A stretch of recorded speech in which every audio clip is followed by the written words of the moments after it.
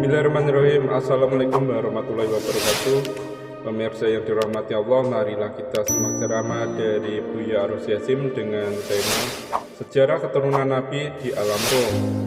Sebelumnya marilah kita bersolawat terlebih dahulu. Allahumma sholli ala Sayyidina Muhammad wa ala ali Sayyidina Muhammad. Selamat menyaksikan. Syukur kepada Allah, wa huwa nurus samawati wal ardh. Karena nurnya lah terbitlah An-Nur Al-Muhammadi Sayyidina Muhammad sallallahu alaihi wasallam. Wa min hadha An-Nur Al-Muhammadi yatafajjar kullu syai'.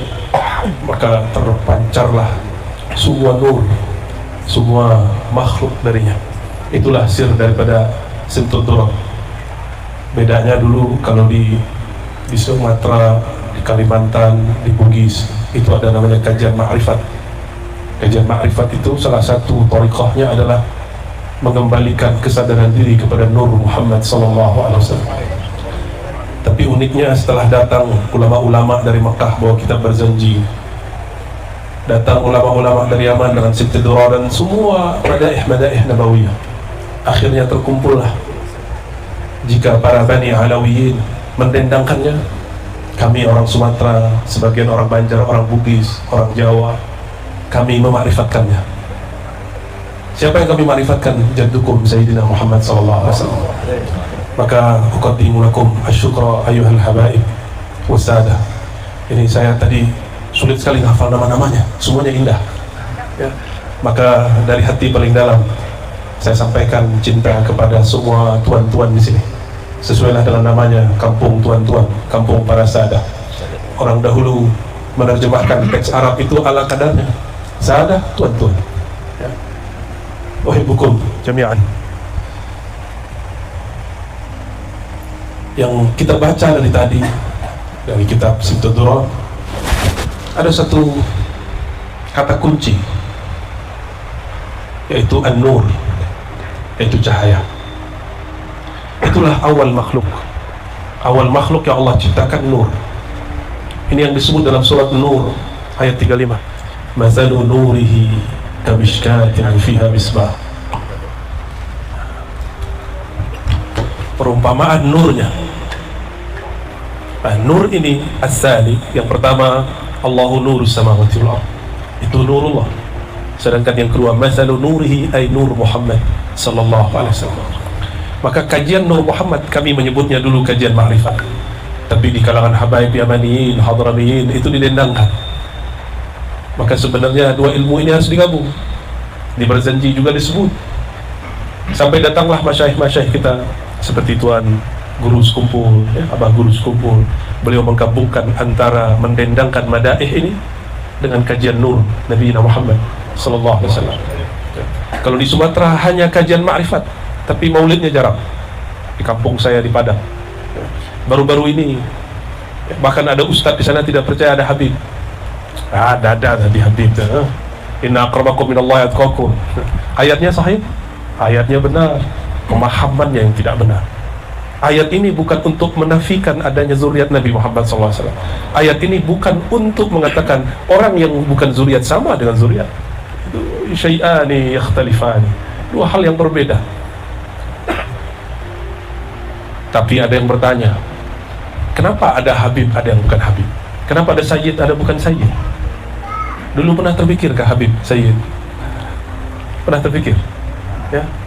Kenapa saya terlahir bukan sebagai Sayyid, sedangkan antum terlahir sebagai Sayyid, Syarif? Pernah janjian dulu? Kan nggak pernah. Berarti itu nikmat. Nikmat yang disebut dalam kitab Al-Hikam. Nikmat apa? Nikmat Allah adakan. Nikmat wujud, nikmat yang Allah wujudkan. Kita nggak pernah berkehendak dan nggak pernah memilih. Tapi secara ilmu makrifat ada rahasianya. Ketika Allah mengatakan alastu bi rabbikum, qalu bala syahidna.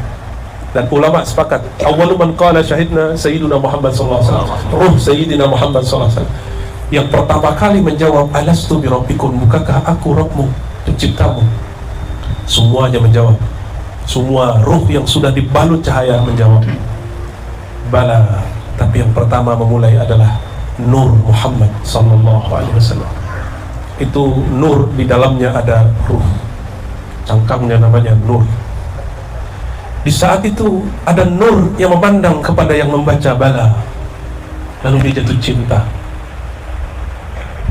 Ketika Allah kirimkan ke muka bumi, dia lahir sebagai bin Syahab, Al-Gadri, Idrus, Habsyi, Haddad, Saggaf, Mahjub, apalagi macam-macam semuanya.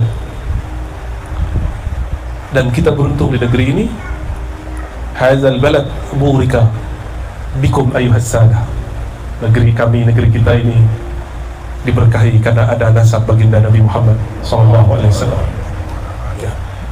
Oleh karena itu saya bersyukur dipertemukan dengan guru-guru mulia yang mengenalkan saya kepada zuriat Nabi SAW, wabil khusus Syekhi Muhammad Hasan Hitu wa Syekhi Taufiq bin Muhammad Sa'id Ramadan Al-Buti, Syekhi Badi' Sayyid Al-Laham.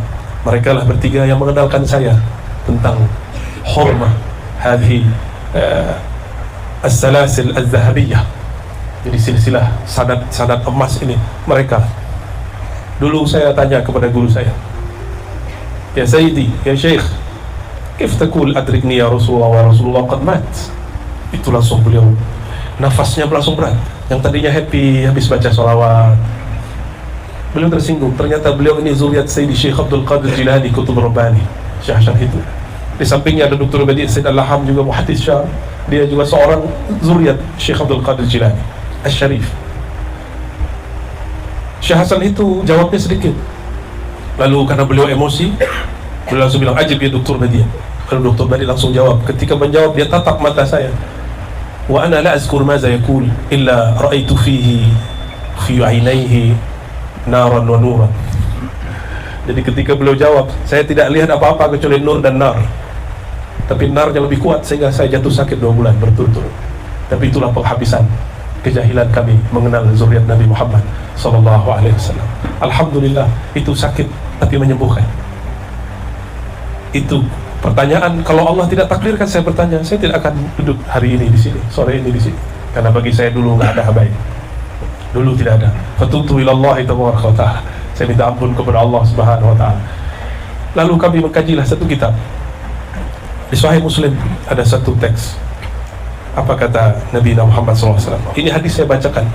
Itu banyak orang ketakutan. Takut Ar-Razi dituduh Syiah, Rafidah. Saya bilang ini hadis as-sahul kitab ba'da Sahih Al-Bukhari. Kitab yang paling sahih setelah Sahih Al-Bukhari. Wa ana min ahli sunnah. Saya ahli sunnah. Di dalam itu Allah SWT menggerakkan Nabi SAW berkalam, inni tarikun fikum thaqalain. Tapi memang kalau yang baca hadis ini habaib, kelihatan narsis dan rasis. Tapi kalau baca Ar-Razi yang masih, apa tadi istilahnya? BSA. Istilah baru itu, bid'ah antum itu ya. Apa kepanjangannya tadi Bu ya? BSA apa? Bukan ahwal, bukan sembarang ahwal. Fam baru, ngungkot ya. Hadis Sahih Imam Muslim, beliau mengatakan, inni tarikun, sungguh aku menitipkan, meninggalkan kepada kalian thaqalain, 2 yang berat, 2 beban yang berat, 2 amanah yang berat. 1 kitab Allah, 1 itrati. Kalau di hadis itu ahla baiti. Lalu Nabi SAW mengulang-ulang, uhadzirkumullah fi ahli baiti. Diulang 3 kali. Wahdzikumullah fi ahli baiti. Hati-hati, aku ingatkan kalian terhadap ahlu baitku. Maka saya sampaikan, jika ada sul adab kami yang tidak tepat, mohon dimaklumi. Maklum mu'alaf cinta habaib. Dulunya benci, ya? Dulunya gak percaya. Para sadah, para masyaikh, para du'at. Hadis ini kenapa tidak banyak dibaca orang? Karena dulu ada namanya siasah Umayyah, politik-politik zaman dinasti Umayyah. Di zaman itu jika ada orang, dan sampai ke zaman Abbasiyah, jika ada orang membacakan hadis fadail Sayyidina Ali atau manaqib Sayyidatina Fatimah Zahra, itu langsung dipukul atau dimasukkan ke dalam sijin, ke dalam penjara. Sampailah di masa Imam Syafi'i. Imam Syafi'i karena pernah bertugas di Sana'a, beliau bertemu zuriat Nabi Muhammad SAW, wa tuhimat bi annahu rafidi, dituduh bahwa beliau seorang Rafidi. Maka beliau deklarasikan satu kala, "Lau kana hubbu ali Muhammadin rafidi, fa ana rafidi." Kalau mencintai Ahlul Bait itu Rafidah. Rafidah itu ungkapan negatif terhadap Syiah. Syiah yang mana? Syiah yang membenci kepada sahabat-sahabat dan isteri-istri Nabi, kecuali Sayyidah Khadijah dan Ummu Salamah. Fa'ana Rafidi, kata beliau, akulah Rafidi. Maka di situ Imam Syafi'i menolak sikap-sikap orang yang menyamakan hubbu ahlul bait dengan Rafidah. Oleh karena itu usul ahlus sunnah, pokok ahlus sunnah salah satunya hubbu ahli baitin Nabi Muhammad sallallahu alaihi wasallam. Kita punya cucu kita dibenci orang, terimakah? Tidak terima.